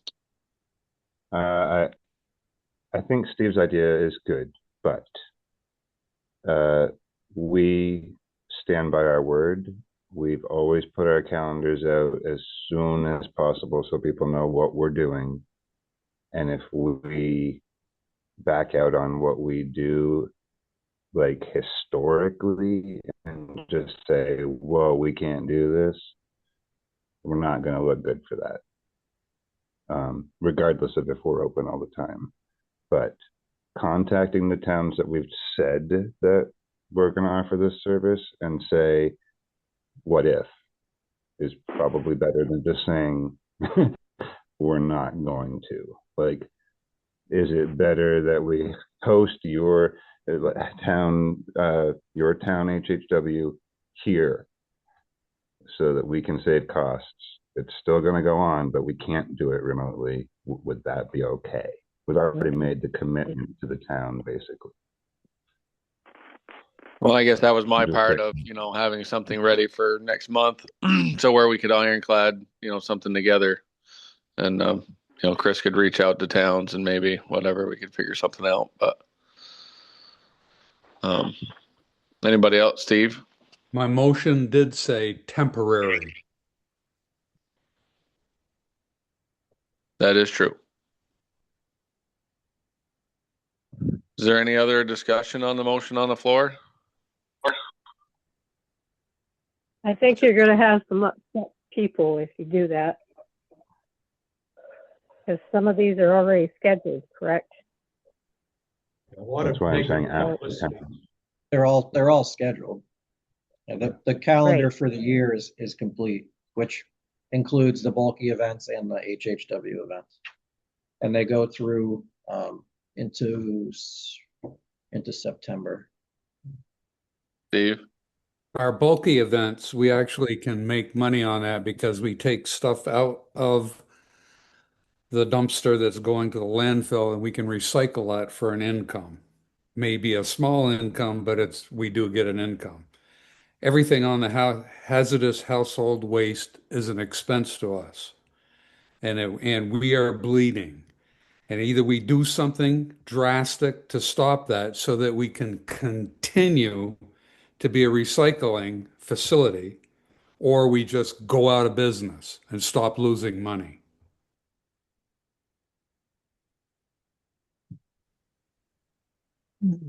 Anything to add? Anybody? Any more discussion?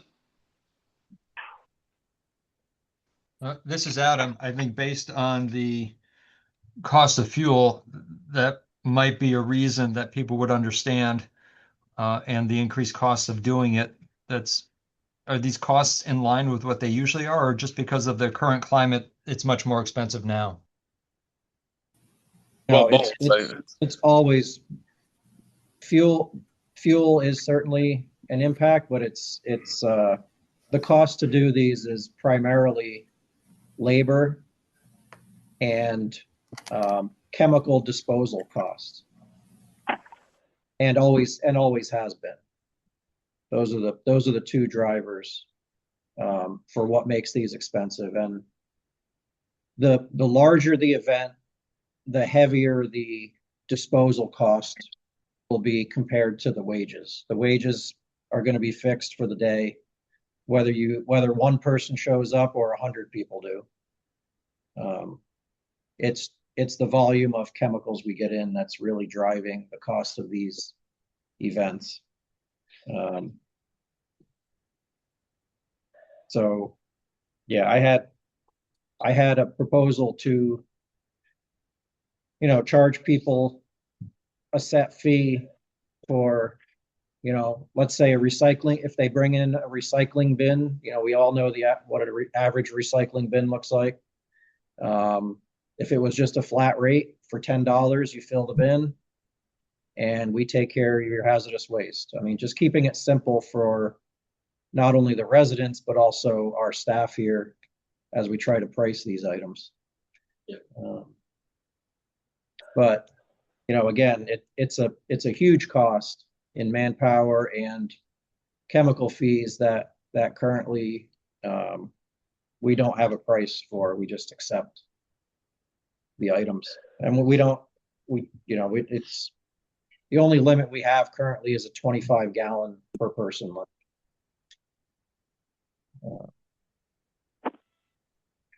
Just a quick question, Chris. Yep. How many of our employees right now are certified to handle HH2? We've got 3 certified employees, and we have employees that can work alongside them doing less hazardous tasks. Yeah. At these events. We've got to check folks in. We've got to get a lot of vehicles through the area. Yeah. Yeah. That's something I think everybody should know, that they have to be certified in order to handle that stuff. Mm-hmm. And that takes a little bit too. Yeah. All right. We got all the other districts, they have full-time staff that just do the HHW. I've been doing it here almost exclusively so that it frees other people up to do their jobs during the week.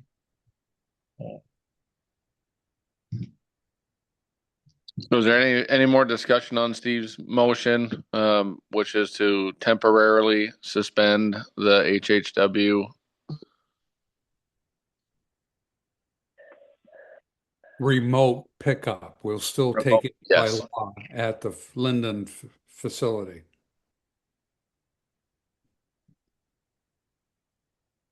And do you want to have because we do have we are planning on an event this Saturday. I just wanted to, I don't know if it's part of the motion or could be discussed afterwards. You can still do the Saturday one if you want to. Well, we can vote on the motion on the floor anyway. There's no more discussion, which is to temporarily stop the HHW remote pickups.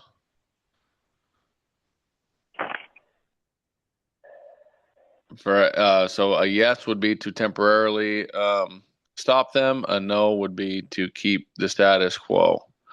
So all those in favor of the motion on the floor to temporarily cease the HHW remote pickup signify by saying aye. Aye. Aye. Any opposed? Nay. Nay. Ugh. Right. How do you count that? We don't, and it sounds like it's really close. Like it's hard to do over Zoom. Show of hands. Yes, Call we the could, roll. Yeah. we could call. Yeah, I was just gonna say we could call the roll, and every roll, every person would have to signify what yay or nay as they do the roll, and then count them up. All right, I can do that. Shit. Albany, Yay. Barnett, not here. I'm not going to call every town. I'm just going to call the towns of the people that are here, represented here. And sorry, mine was yes. Sorry, not nay. It was yay. Okay. Bloomfield. Yeah. Yay. Okay. Brighton. Yay. Brownington. Yeah, yes, yay, hey, whatever. Okay. Brunswick. Paulette, Brunswick. I know. I think they would It's say only- no. No, okay. Yep.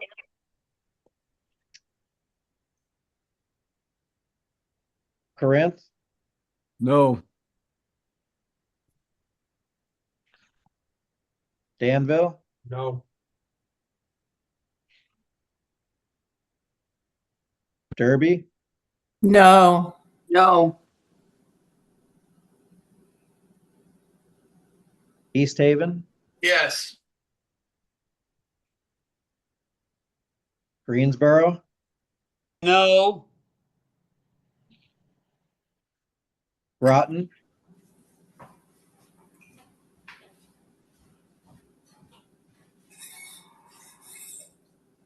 Groton. Mike.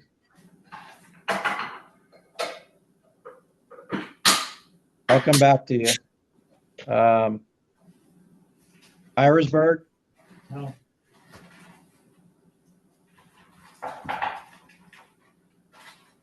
Jay. No.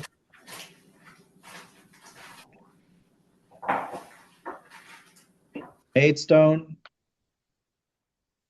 Yes. Yeah, Maidstone. I just had one. Okay. Newark. No. Newbury, Yes.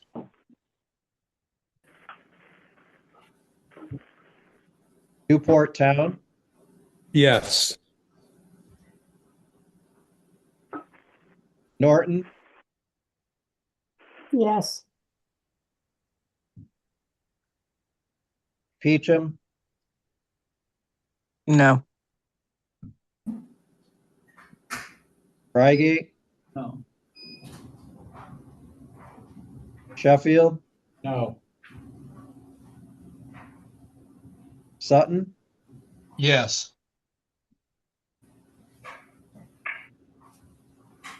Topsom, Yay.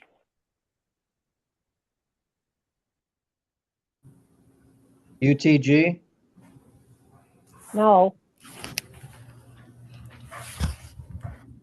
Waterford, No. Westmore. Oh, yeah, Westmore, Yes. and Wheelock. No. Okay.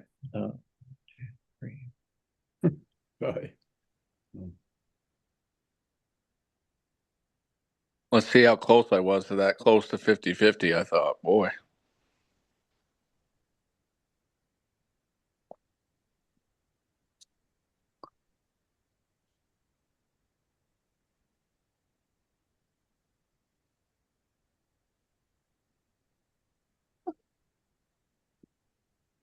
Yes had 12 votes, no had 14 votes. Oh. So the motion fails. Oh. All right. So we'll move on, and I guess we'll get some more information for next month, and maybe try to reevaluate this, and maybe instead of getting rid of it, maybe we can tone it down to half or something.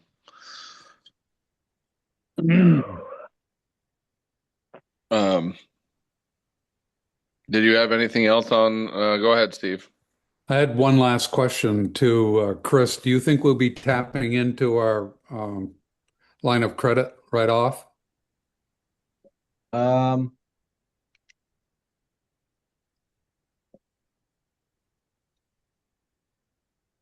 Probably not in the next 2 weeks.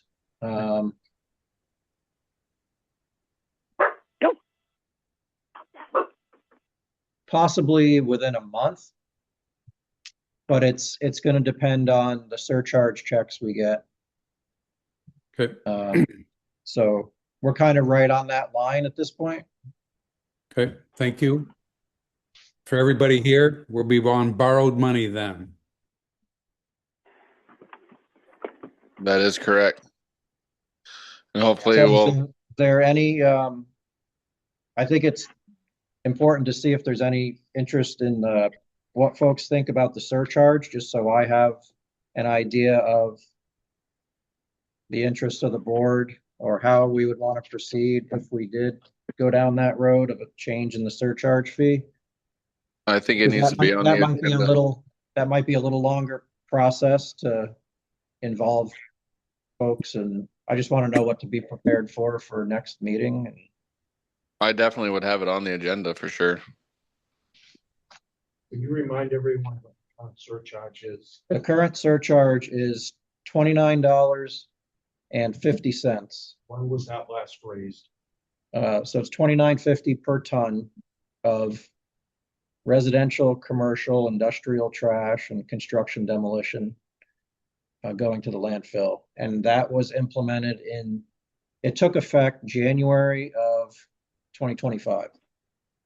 So it's been almost about a year and a half or so. So it's time to think about that and possibly readjust that. Okay, what was your?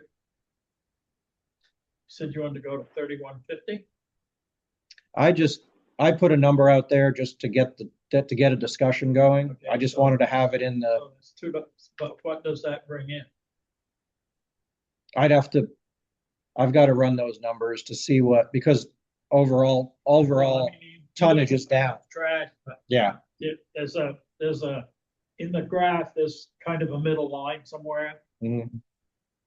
Most districts are at anywhere from $30 to $40 right now. The districts that are cheaper, I think, also require individual, like annual stickers or something like that. So it's, I know Nick can speak to that, but most districts are, of course, Chittenden's the highest right now. They're at 40, I believe. Yeah, with their current, yeah. Okay, two things I'd like to interject. I don't know how you're going to implement it. And I know it's on next month's agenda, but that is the household the waste. The hazardous waste. Hazardous waste bag.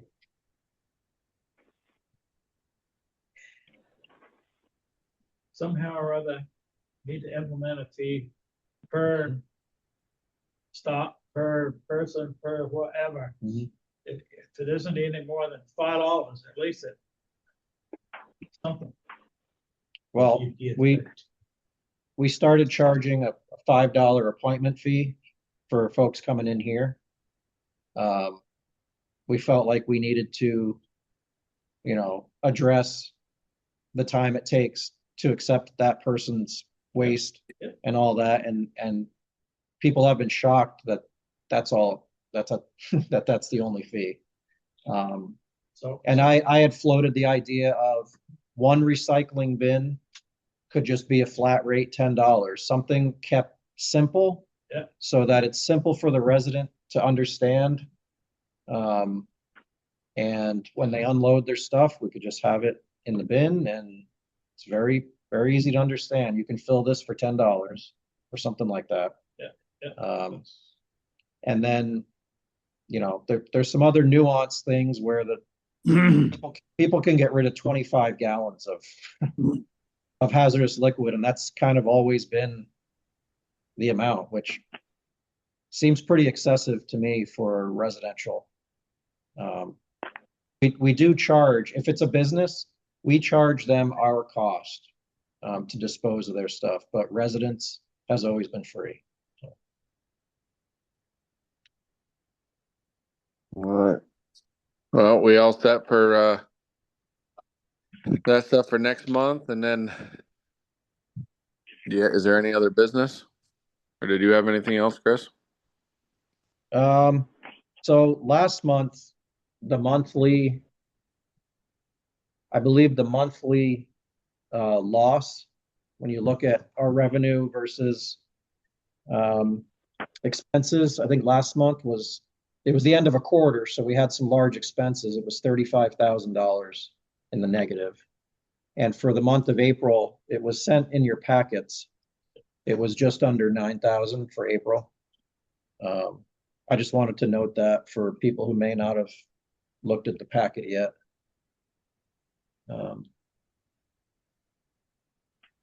But if there's a different way you would like me to present the info, or there's items you think would be really good, please get a hold of me in advance of the meeting, and I will do my best to, present the numbers in a way that would be most helpful for you to make a decision.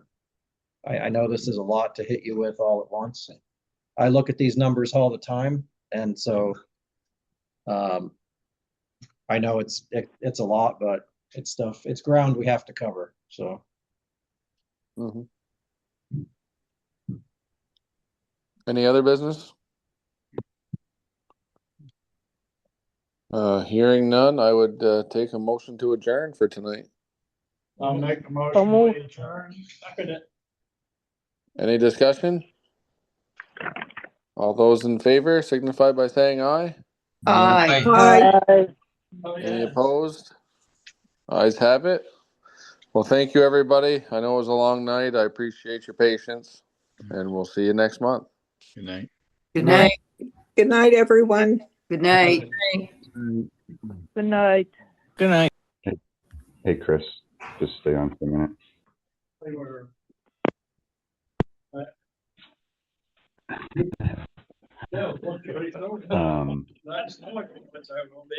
So Hey, wait till we're off the yeah, air, no, I guess I'll please. just to you about it.